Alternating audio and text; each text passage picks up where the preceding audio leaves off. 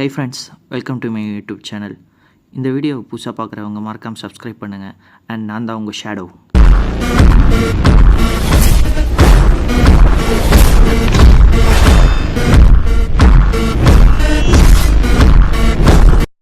இந்த வீடியோவில் நம்ம வந்து சோலோ லெவலிங் எபிசோட் 3 தான் பார்க்க போகிறோம். வாங்க வீடியோக்குள்ளே போகலாம். எபிசோட் ஸ்டார்ட்டில் பார்த்தீங்க அப்படின்னு சொன்னால் சங்ஜின்வோ வந்து அந்த மான்ஸ்டர்ஸ் கிட்ட எவ்வளோ கஷ்டப்பட்டான் அப்படின்றத காமிக்கிறாங்க. அண்ட் திடீர்னு அவன் முழிச்சு பார்க்கும்போது அவன் வந்து ஹாஸ்பிட்டலில் இருக்கிறத ஃபீல் பண்ணுறான். அவனோட துண்டிக்கப்பட்ட காலும் கையும் வந்து ஒன்றா சேர்ந்துருக்கு. அதை பார்த்து ரொம்பவே ஆச்சரியப்படுறான். இது வந்து கனவாக இருக்கும் அப்படின்னு நினச்சிட்டு இருக்கும்போது தான் ஹண்டர் அசோசியேஷன்லேருந்து வராங்க. அவங்க வந்து எதுக்காக வந்திருக்காங்கன்னா அவனை செக் பண்ணுறதுக்காக.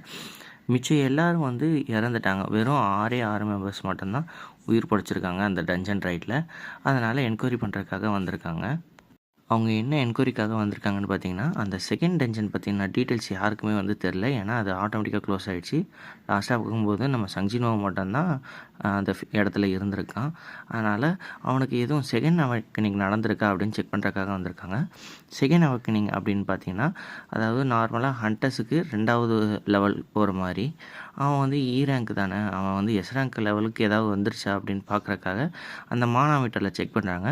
இருந்தாலும் அவனோட பாயிண்ட்ஸ் ரொம்பவே கம்மி. அது வந்து ஒரு ரேங்கை விட கம்மியான ஒரு பவர் அப்படின்னு சொல்லலாம். இவன் எப்படி வந்து தப்பிச்சான் அப்படின்னு சொல்லி யோசிச்சுட்டே கிளம்புறாங்க. அப்புறம் நம்ம ஹீரோ சங்ஜின்வோ வந்து நம்ம டிஸ்பிளே ஒன்று காமிக்குதே, இதை பற்றி அவங்கக்கிட்ட கேட்காம விட்டுட்டோமே அப்படின்னு நினச்சி ஃபீல் பண்ணுறான். அந்த டைமில் தான் அவனுக்கு ஞாபகம் வருது. லாஸ்ட் அவன் உயிர் போகிற டைமில் வந்து ஹார்ட் பீட் நிற்கிறதுக்கு முன்னாடி நீங்கள் பிளேயராக இருக்கு ஓகேவா இல்லையான்னு கேட்ட ஆப்ஷன் வந்து ஞாபகத்துக்கு வருது. அவன் தங்கச்சியும் வந்து அவனை போட்டு சண்டை போட்டு திட்டிகிட்டே இருக்கா.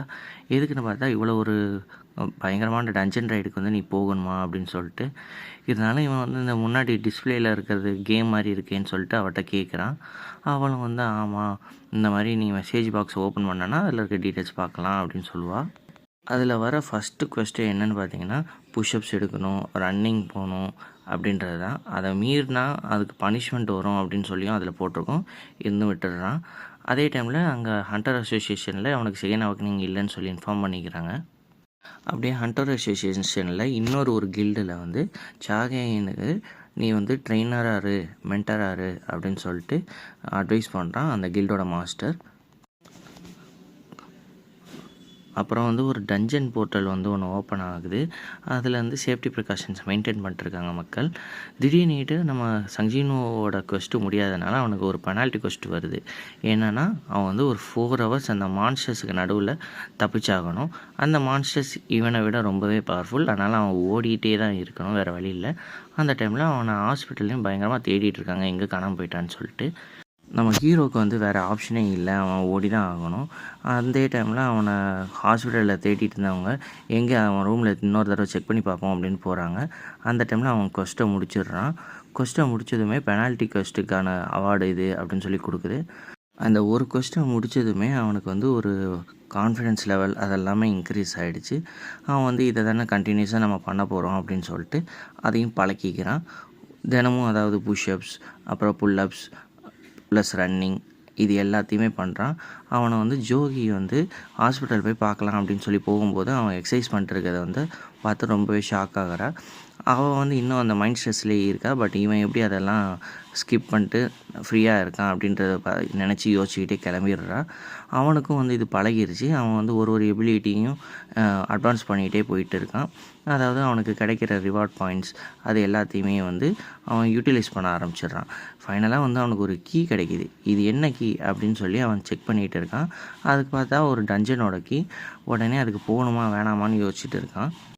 அதே டைமில் அந்த போர்ட்டல் ஒன்று நடு ரோட்டில் ஓப்பன் ஆச்சுல்ல, அதை பற்றி தான் அவங்க பேசிகிட்டு இருக்காங்க. இந்த மாதிரி ரேங்க் டஞ்சன் ஒன்று ஓப்பன் ஆகிருக்கு, அதை எப்படியாவது க்ளோஸ் பண்ணணும் அப்படின்னு சொல்லிட்டு.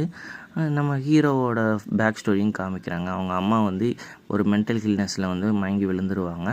அதாவது என்னென்னா, யாருக்கு எல்லாம் அந்த பவர்ஸே இல்லையோ அவங்களால தாக்கு பிடிக்க முடியாது ஒரு சில சமயம். அதே டைமில் நம்ம ஹீரோவுக்கு வந்து ரேங்க் பவர்ஸ் கிடைச்சவொடனே நான் பார்த்துக்கிறேன் அப்படின்னு சொல்லி அவனே முன் வந்து ரெஸ்பான்சிபிலிட்டி எடுத்துக்கிறான். அவன் ரேங்க்குன்றதுனால அவனுக்கு நிறையவே சப்போர்ட்டே கிடையாது, அவன் யூஸ்லெஸ் அப்படின்னு சொல்லி ஃபீல் பண்ணிட்டுருப்பாங்க. பட் நம்ம ஹீரோவுக்கு வந்து இப்போ புதுசாக பவர்ஸ் கிடச்சிருக்கு, அதாவது செகண்ட் அவேக்கனிங் நடந்திருக்கு. அவனுக்கே தெரியாமல் அவன் வந்து கிடைச்ச கீயை வந்து யூஸ் பண்ணி ஒரு 2 டஞ்சனுக்குள்ளே தனியாக நம்ம போய் பார்ப்போம் அப்படின்னு சொல்லி கிளம்புறான். அந்த டஞ்சன்லேருந்து திரும்ப ரிட்டன் வரலாம் அப்படின்னு ட்ரை பண்ணால் அது வந்து முடியாமல் போகுது. சரி ஓகே அப்படின்னா நம்ம பாஸை கொன்னுட்டு தான் நம்ம வெளியே போக முடியும்னு நினைக்கிறேன் அப்படின்னு சொல்லிட்டு உள்ளே போகிறான். உள்ளே போனவனுக்கு வந்து இன்னும் நிறைய குழப்பம். நம்மளால் தனியாக வந்து இந்த டஞ்சனை கிளியர் பண்ண முடியுமா, எந்த ஒரு பார்ட்டி மெம்பர்ஸும் இல்லாமல் அப்படின்னு நினச்சி யோசிச்சுக்கிட்டே உள்ளே கிளம்புறான். உள்ளே போய் பார்க்கும்போது அவனுக்கு முதல்ல கண்ணில் தென்படுறதே காப்ளின்ஸ் தான். அதுதான் வீக்கஸ்ட் கிரியேச்சர். அவன் வந்து முதல்ல அடிபட்டது ஞாபகத்துக்கு வருது. இருந்தாலும் வந்து அந்த 3 காப்ளின்ஸையும் கூடயும் சண்டை போட்டுகிட்டு இருக்கான். ஒரு வழியாக அவனுக்கு வந்து ஒரு கான்ஃபிடென்ஸ் லெவல் வரப்போக ஒரு காப்ளின்ஸையும் கொல்ல ஆரம்பிச்சிடுறான்.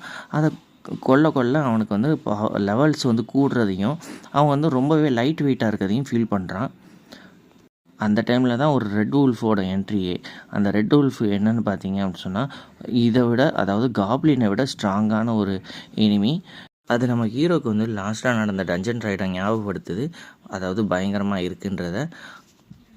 இந்த ரெட் வுல்ஃப் வந்து ரொம்பவே ஸ்ட்ராங்கான ஒரு கிரியேச்சர். அவ்வளோதான், நம்ம கதை முடிஞ்சிச்சு அப்படின்னு நினைக்கிறான். இதோட இந்த எபிசோடு வந்து முடியுது. வாங்க அடுத்த வீடியோவில் பார்க்கலாம். மறக்காமல் சப்ஸ்கிரைப் பண்ணிட்டு சப்போர்ட் பண்ணுங்கள். See you. Bye bye.